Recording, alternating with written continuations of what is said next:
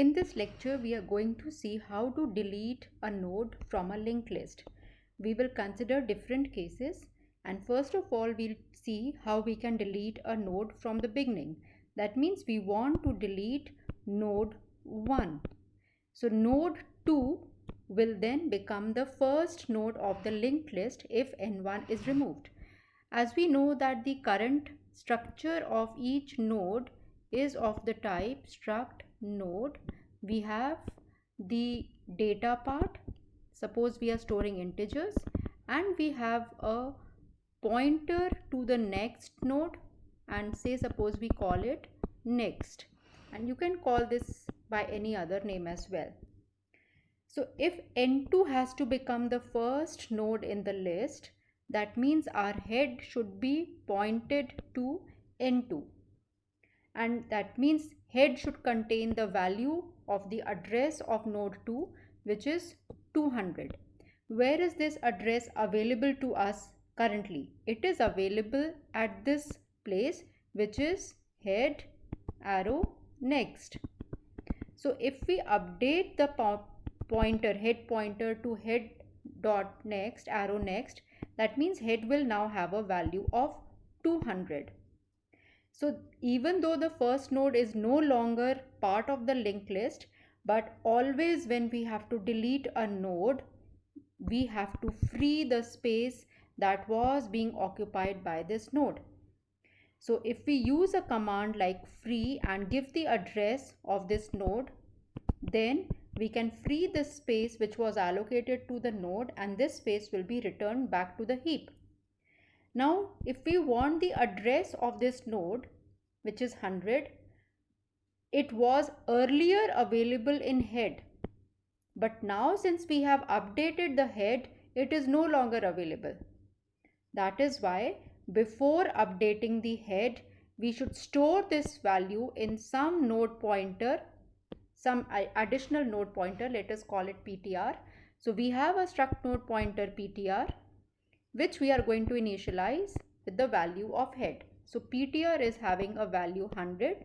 That means PTR is pointing to n1. Then we update the value of head, and now it is pointing to head arrow next. That means head is now getting a value 200. So it starts pointing to the second node. Then we free the space that was allocated to node 1 and return. So what is the time complexity? Since only some modifications or updations of values has to be done, there is no loop involved also. So this is order of 1. It is going to take constant time. If we want to delete a node from the end, that means this node has to be deleted. If this node has to be deleted, then the next pointer of the previous node should become null. So how do we know which is the second node? That means we have to traverse this list. First of all, we have to come to the last node, and then only we know that if the last node next is containing null, that means that is the last node. Once we know the last node, then we can somehow make provisions for getting the second last node also. So what we are going to do over here is that again we are going to have a struct node pointer PTR, which is going to help us traverse this list and reach the last node. At the same time, we are going to keep another node pointer previous PTR. So previous PTR, we will write a program in such a manner that previous PTR will point to the node which is earlier than the one that is being pointed to PTR. So for example, if PTR is pointing over here, previous PTR should point to one node earlier. If PTR is pointing over here, then previous PTR should point to the node which is earlier. So this is how we are going to write a program that previous PTR always points to the node which is one earlier than the node being pointed by PTR. So we take a node pointer PTR and initialize it to head. So PTR is currently having a value 100 pointing to the first node. And you can check my earlier videos on traversal of a linked list to see how this list will be traversed and how PTR will be updated every time. We are also having a struct node pointer previous PTR. This also initially we are going to initialize to head. So this is also pointing to the first node in the linked list. Now we will start traversing the linked list over here and keep on traversing and updating the PTR value over here to point to the next node. However, before changing the value of PTR to point to the next node, we are going to store its current value in previous PTR. So like, suppose if both of them are pointing to node 1 currently, is pointer arrow next equal to null? No, it is not. So we enter the loop. Previous PTR we will make it equal to PTR, which is the same case because both were initially pointing to the first node. And PTR we are going to update to PTR arrow next. So PTR arrow next is here. So PTR is updated to 200. So now PTR starts pointing to the second node. And previous PTR is pointing to still the previous node. Again we will check, is PTR arrow next equal to null? No, it is not. So we enter the loop again and we are going to store the current value of PTR in previous PTR. So we will make previous PTR equal to PTR. So previous PTR will become 200 and it will now start pointing to the second node. And now we are going to update PTR to PTR arrow next. So PTR becomes 350. Now it is pointing to the third node. So again you see that PTR is pointing to node 3 and previous PTR is pointing to node 2. Similarly, we will keep on updating till the time we reach this node, and at this point in time previous PTR will be pointing to the node which is one earlier than the last node.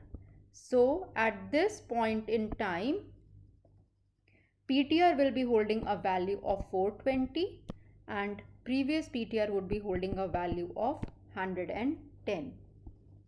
Now we say that PTR arrow next is null, so we do not enter this loop. That means we have reached the last node. Now that we have reached the last node, that there are two things that need to be done. One is that this value needs to be changed to null because this is going to be the last node now. Also, we have to free up the space that was allocated to this last node which is being deleted. So we say previous PTR arrow next will be equal to null. So this is what we are doing. And we are going to free the PTR. The address that is being pointed to by PTR, which is 420, we are going to release the space that was being used by this node back to the heap. There is one more thing that we need to check, that suppose if there was only one node in the list. If there was only one node in the list and we keep traversing the list, and in the end we reach that PTR is equal to head. After we have finished traversing the loop, we find that PTR is equal to head. That means we are still at the same node. That means there was only one node in the list. If that is the case, and if there was only one node, so suppose if the value of head was 100 and there was only one node over here, n1, and if we have to delete this node, that means now the list is going to become empty. So if there is only one node in the list, we simply say head is equal to null, because now after deletion this node will be empty, this list will be empty, and we free the PTR address also. So in this case the node space that was being occupied will be returned back to the heap. Now suppose we have to delete a node from a given position. So suppose we say that we have to delete a node at position 2. So we have these nodes over here and we want to delete this node 2 over here. So again, if we have to come to node 2 and we have to delete it, first of all, we should be able to traverse the list to come to here. The other thing that we have to do is change this value in such a way that now it points to node 3. So 200 will be changed to the address of node 3, which is 350. So these are the changes that will be required. And let us see how we will take care of these changes. So again, we are going to have two node pointers, PTR and previous PTR, and both will be initially equal to the head value. So both are pointing to the first node over here. We will have a variable I which we are initializing to 1, and this variable will be telling us the position of the node in the list. So initially I is 1, that means we are at node 1, and while I is less than position, so our position, the node at which we want to delete is 2. This is the position at which we want to delete the node.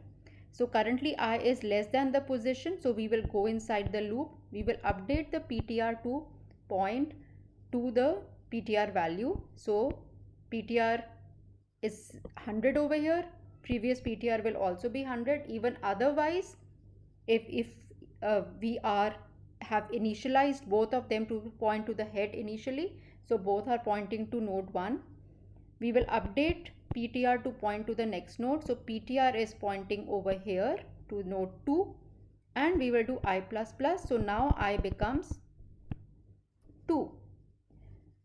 So if I becomes 2, PTR is over here at node 2 and previous PTR is at node 1.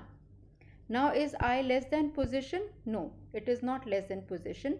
So we will come out of the loop. Previous PTR arrow next, that means this value will be equal to PTR arrow next. So PTR is currently pointing to the node which has been deleted, and this node which has to be deleted is holding the address of the next node. So previous PTR arrow next, that means this value, we are going to make it equal to this value. We are going to update this value. Once we have done this, that means a link has been established from node N1 to N3. So this has become 350. It is no longer pointing to the second node. Now it has started pointing to the third node. And then we can release the space that was being allocated, used by node 2. So this is how we can delete nodes from a given position. What will be the time complexity? Since this value or the position can be anywhere in this linked list, this would be of order of n. This would be the worst case when the last node has to be deleted. The best case would be when the first node has to be deleted, and in that case it would be order of 1.